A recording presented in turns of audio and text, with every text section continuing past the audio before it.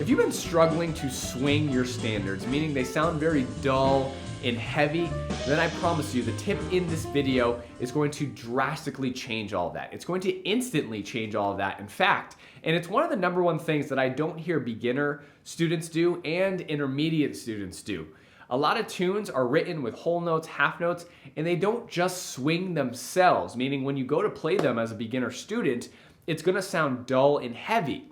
But when you apply the tip that I'm about to teach you in this video, I promise you, even if you're an advanced player, if you do way more of this, you're going to be swinging your tunes consistently now and through the rest of your career.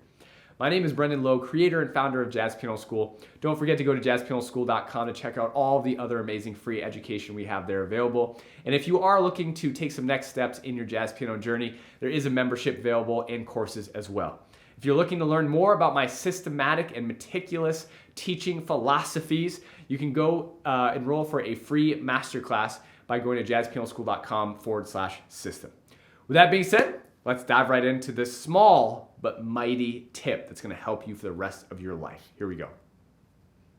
All right, again, like I said, this is such an easy tip, and it's so easy to learn and integrate to start to make your playing swing. So right now, let's say you're playing all the things you are. If you're a true beginner, you might be playing root position chords, just like this. Okay? And essentially, you're not going to feel much swing because a lot of times the melody is whole notes. These are just sitting on whole notes, right? And there's nothing else happening. So in order to make all the jazz standard tunes swing, like have a swing feel, you have to do this. Okay, listen really closely. You have to play a comp or some sort of rhythm on an upbeat during the measure. So if I'm playing root position chords, if you're a real basic beginner, and this applies for any level, no matter what voicings you're playing, if you're playing shells below the melody, that's not swinging. That more or less sounds like a ballad. If you want a medium swing feel that sounds like it's swinging, like a slow swing, even a medium swing, you have to play a comp on an upbeat within the measure. Here's what I mean.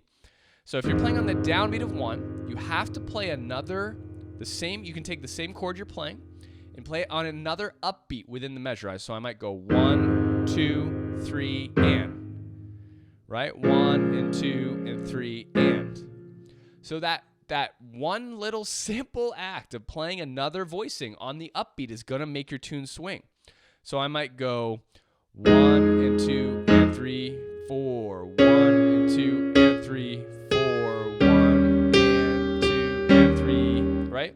So you're comping. Now, you want to do this in the space. This wasn't a great example here because the melody is all quarter notes there. So 1 and 2 and 3. Now you can repeat the bass and the voicing if you want, your shells here in this case, or you can just do it with your shells. Just the pure, simple act of repeating the voicing on an upbeat within the measure is going to make your tune swing. They're going to contain the swing feel. So instead of this, 1, 2, 3, 4, 1, 2, 3. Now it sounds like this. 1, 2, 3, 4.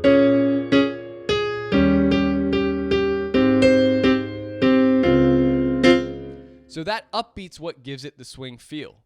Right? Now, here's another bonus trick. If the melody's on a downbeat, you can play the upbeat of 1, which sounds really awesome. So I'm going to play the downbeat with my pinky here. I'm going to play it and align it with a bass note, and then I'm going to wait to comp the voicing.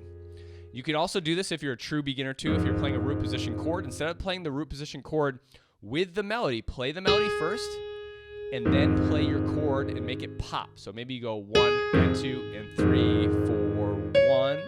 Right? You're going to hit the 1 again, downbeat of 1, 1 and 2 and 3, 4. Right? So it might sound like this.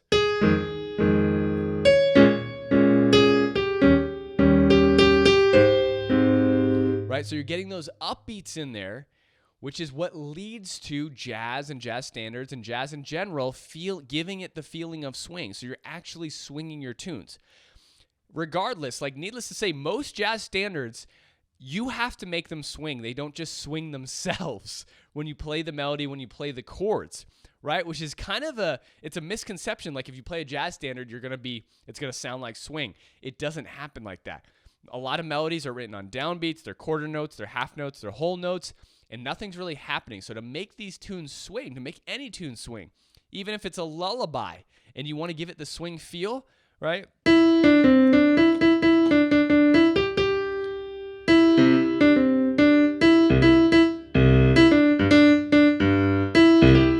So what I'm doing there is I'm really emphasizing upbeats, 1 and 2.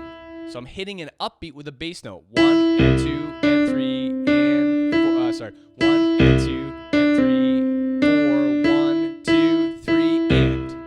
Right? By emphasizing upbeats in any tune you play, you're going to make it a jazz swing feel, which is going to give you that jazz swing character that you probably want when playing jazz, when playing tunes. And this goes for all levels. All levels. If you're not emphasizing the upbeats, whether you're an intermediate, advanced player, right, in the way you voice things, the way you play solo piano, it's not going to have that feel, okay? So work on getting those upbeats in through comping, through your voicings, or even you can change the melody. So maybe you play the melody on the upbeat instead of the downbeat. I know it's not the way the composer intended it. 1 and 2, 3, 4, 1 and 2, 3. That's going to give it a swing feel as well. Even though it says the note is on the downbeat, 1, 2, you can change things up. It's jazz. It's fine. It's okay, right? Put it on an upbeat, and that's going to make it swing. All right? Hopefully you guys enjoyed this. I'll see you in the next podcast episode, and I'll talk to you later. All right, well, I hope you guys enjoyed that episode. Don't forget to go to jazzpianoschool.com to check out all of our free, amazing education, all of the free podcasts, blogs.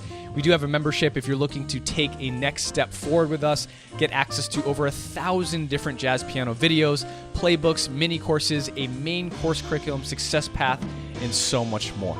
If you have any questions, feel free to email us at support@jazzpianoschool.com. I hope you have a wonderful day, and as always, happy practicing.